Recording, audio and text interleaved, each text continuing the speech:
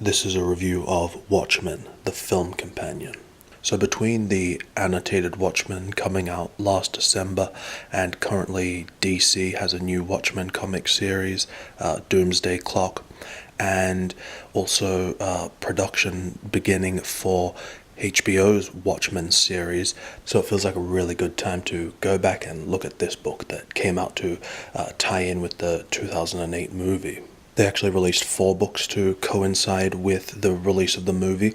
There was Watching the Watchmen, which was just on the graphic novel. I have done a review on that. Then Watchmen, the art of the film, which was the art book and was really, really good.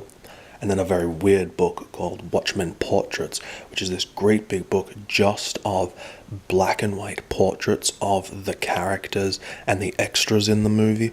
I have honestly no idea who that book is for or who would enjoy it, but it exists.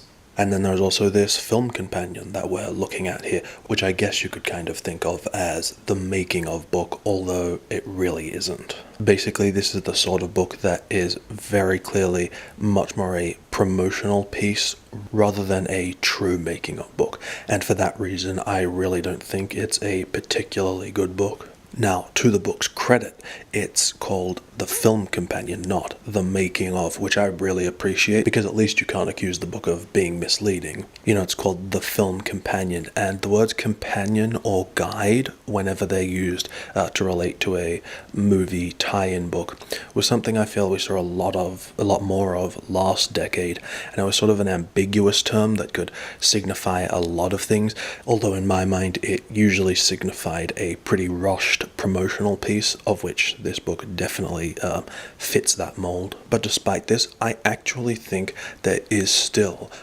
plenty of enjoyment to be got from this book by the real hardcore Watchmen film fan, as long as you know what to expect. I mean, one of the whole reasons I started this channel was because I felt like a lot of disappointment and negativity towards books comes from having high expectations that aren't met.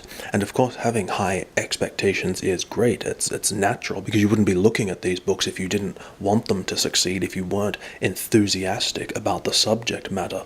But unfortunately, more often than not, things don't really live up to those high hopes.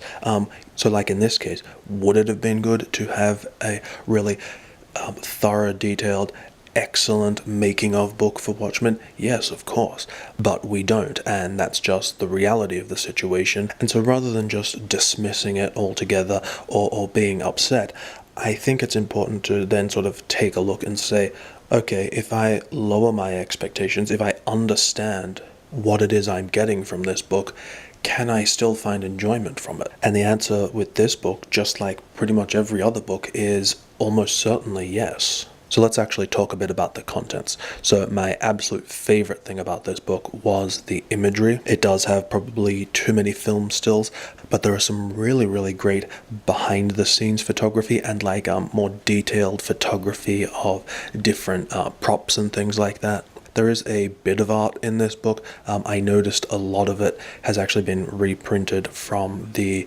art of the film book, which is a bit disappointing. So overall, it feels like this real catch-all scrapbook of different visuals relating to the movie, and then combined with the graphic design and layout of the book makes it the most enjoyable part.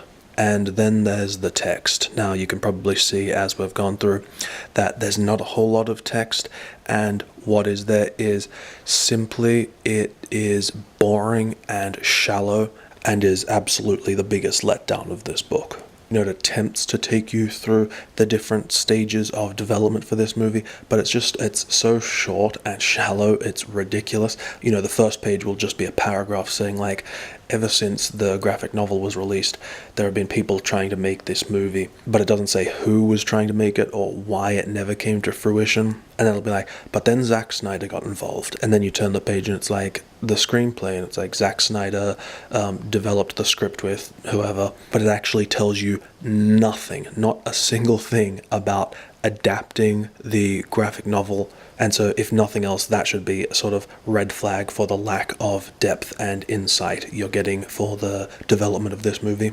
And it's just that sort of thing where if any of the, cast or crew are being interviewed, they're like, oh, it's so great working with so-and-so. We have the best fight stunt crew.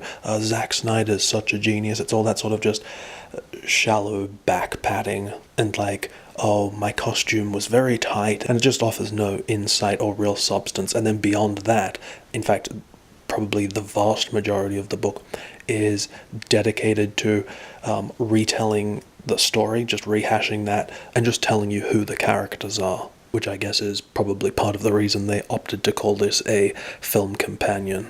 But honestly, it just meant that I ended up skimming through most of the text, and then that with the fact that, there are so many stills from the movie in here, it really is one of those books that you can just read in one short sitting and at the end of it still feel completely unsatisfied, which is really why I think of this as a 2-star sort of book and not one I can ever see myself looking through again. A sort of mental game I like to play when judging how good the text is for a making of book is if in the text you're reading you could swap out any of the names like Zack Snyder or Watchmen, would that text still be specifically relating to the making of Watchmen, or could it be applied basically to almost any other movie?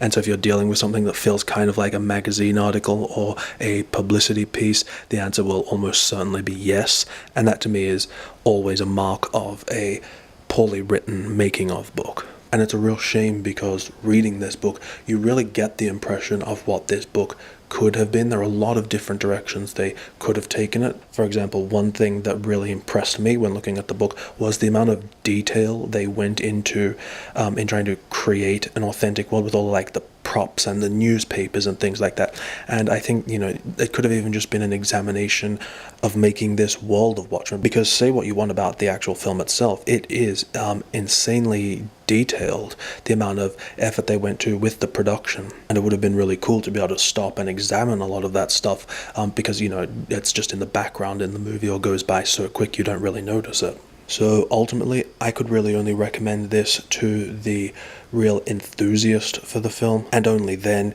if you really understand what it is you're getting. In which case, it can actually be a really sort of nice memento, something, nice to have as part of your collection.